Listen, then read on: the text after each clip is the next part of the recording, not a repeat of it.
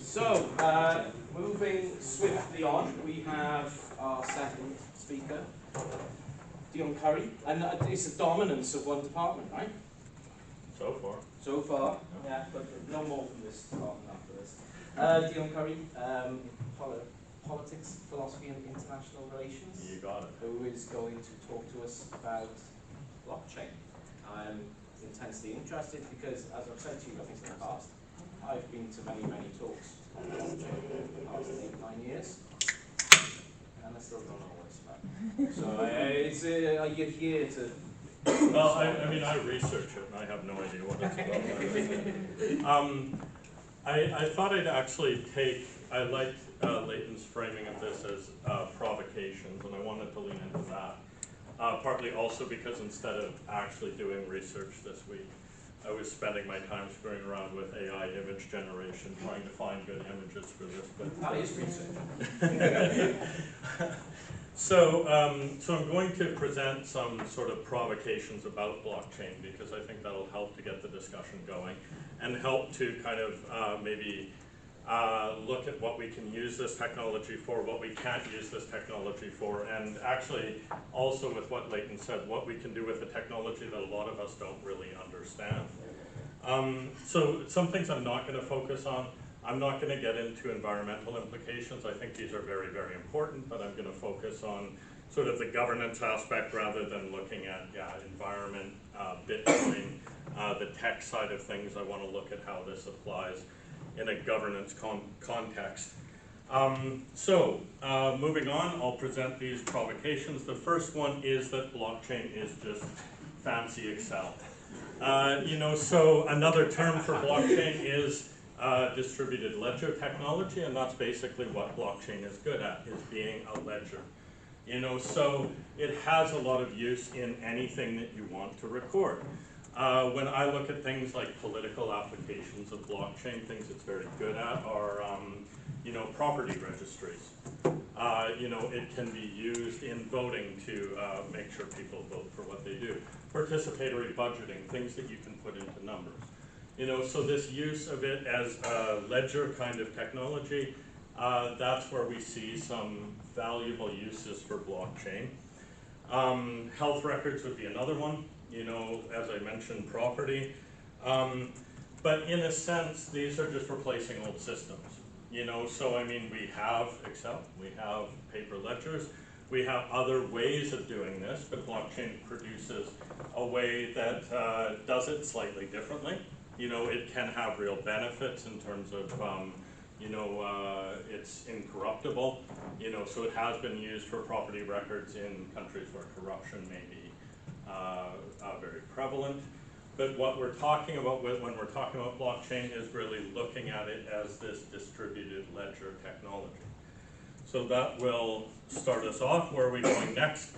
My research focuses mainly on political trust. So we have this technology, we have these ledgers, we have this technology people may or may not understand, and what we need to think about with that is whether we trust this technology. And there's a lot of interesting debates around this. So famously, blockchain is seen as a trustless technology. You don't actually need this trust. Trust as in putting your faith in somebody else. The promises of blockchain are that no longer applies because blockchain does it for you. So I don't have to trust you to give me the money. Blockchain makes sure that happens through smart contracts, issues like that. But trust does not factor into this. I think that's a very simplistic way of looking at it, maybe a bit of a naive way of looking at it where you never fully get rid of trust. So where does that trust go instead? It goes into the technology itself. So that can be very problematic. If it's going into a technology we don't understand, then it's basically this black box of trust. You're asking to trust something where you don't actually see how that works. There's been this big move in governance to what's called throughput legitimacy, understanding that process. Blockchain gets rid of that. We don't understand that process. So then you either have to rely on trusting what you're putting in, who's running it. So that can be an issue, who's running the blockchain you're talking about, or what you get out of it, which can also be problematic, as we've seen with things like the value of Bitcoin, you know, the Ethereum split, things like that, show that that trust in inputs can be problematic, who's building it. Trusted outputs can be problematic, are you getting what you want? And we don't understand that middle. So there's been a bit of a shift in that. If we're not talking about trust, or if trust is problematic, what do we replace it with? Confidence is an option. You know, so there's a very interesting paper that posits that blockchain's more of this confidence machine. Where do we run into problems with that? Well, confidence is good as long as things work, but as soon as things start to fall apart, which they have, you know, again, think, anybody own any NFTs out there? As soon as things start to fall apart, confidence, you have to go back to that trust again. And we've already established there are issues with this trust. Further concept we need to talk about with blockchain is this idea of legitimacy as well, which is kind of inextricably linked to trust. So if we're looking at using blockchain in governance context, in politics, it needs to be legitimated. How is it legitimated? Again, it can be legitimated by people using it. So if we think of something like Bitcoin, its legitimacy is just derived because people think that it's legitimate. And that's fine. You know, it has value, less than it used to. It has value because people have chosen to give it that value. So that's a form of legitimacy. If we're talking about politics, it hasn't really achieved that yet. You know, again, then we start to look at outputs, you know, whether it can produce things that we don't currently have. In some contexts it can, like with property records in nations prone to corruption. But we need to think about where this legitimacy is coming from if we're looking at using blockchain in any sort of larger scale political context.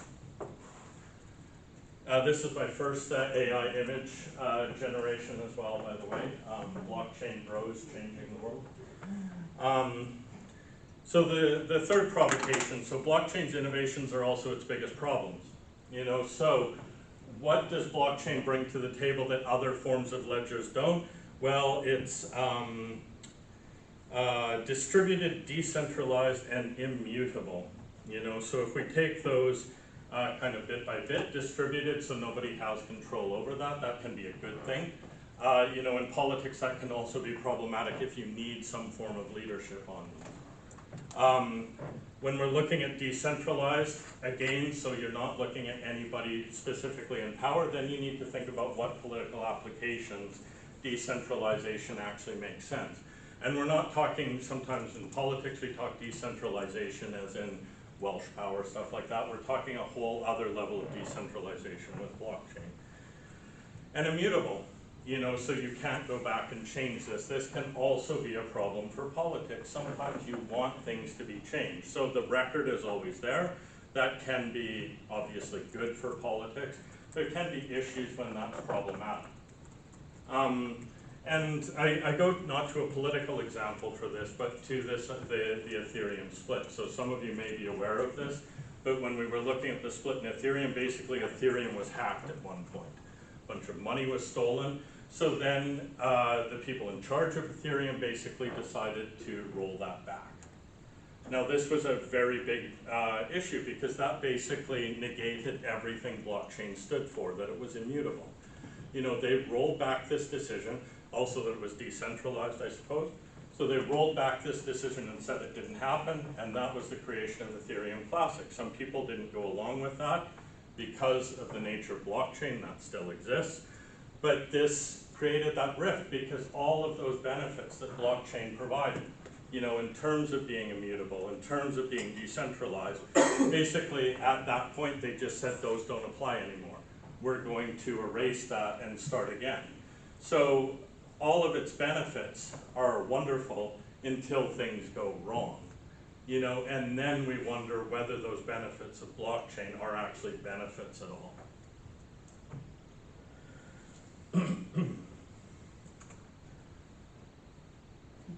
Provocation One more thing on this, actually. The other issues are scalability and transparency. So if we're looking at how it works, scalability becomes an issue. This does touch on the environmental aspect. How do we scale these up? We're talking about things that if we're looking at applying it in democratic context, we might be talking about potentially even billions of voters. How do you scale these up? And where does that transparency come from? So it is transparent in that it traces all those, all the transactions, not so transparent in necessarily knowing who those transactions come from. So my second to last provocation is that blockchain is a means to an end, not an end in itself. And I think sometimes we forget this, especially in politics. Everybody talks about, let's use blockchain for everything. Let's just put everything on the blockchain, and I'm not quite sure why we're doing that. I've found this with my own research, is actually finding use cases for blockchain is incredibly hard in politics. So some of the ones we've tried, there's examples of using it with service provision like electricity. So there are examples of blockchain microgrids. I'm still not quite sure what the blockchain brings to those microgrids that a cheap electricity meter might not. We were looking at applying it in some of these countries, like again on like for electricity provision. We come back to trust. People tend to trust that you might not like them, but you tend to trust your electricity provider. There's few instances of people saying, no, I actually didn't use that power. So we tend to trust our electricity providers there. There may be room to look at it in countries with lower levels of trust in their electricity providers, but that's one case where sort of use cases have been difficult to establish. Same with voting, like they're talking about putting voting on the blockchain, and that might work where there's high levels of corruption. Again, despite what the Tories may want you to think, there aren't widespread claims of corruption of the electoral system in the UK. So why do we need to put something like that on the blockchain? So I think we really need to ask ourselves why we're using it, and we need to look at it as that tool to achieve something rather than an end in itself. It doesn't make sense to just use it because it's blockchain. We need to think about what exactly we're trying to solve by using blockchain. And I think that's where we need to think about, cases of corruption, things like that.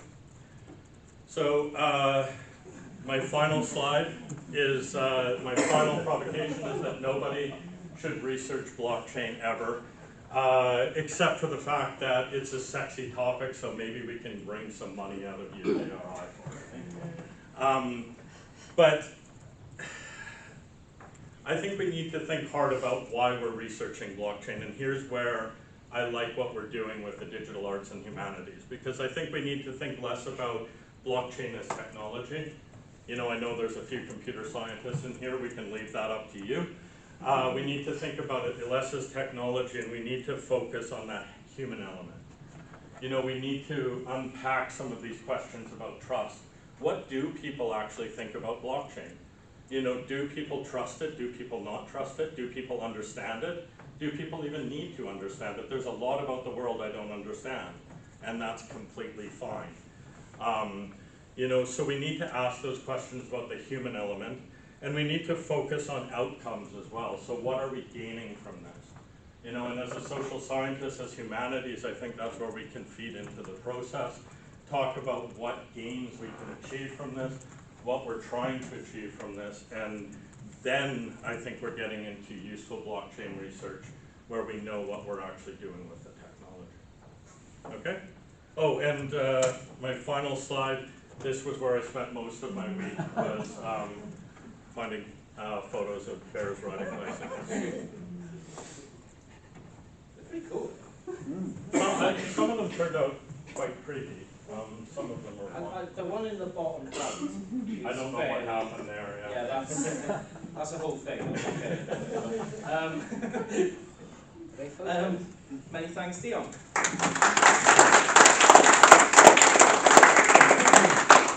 I think we already have.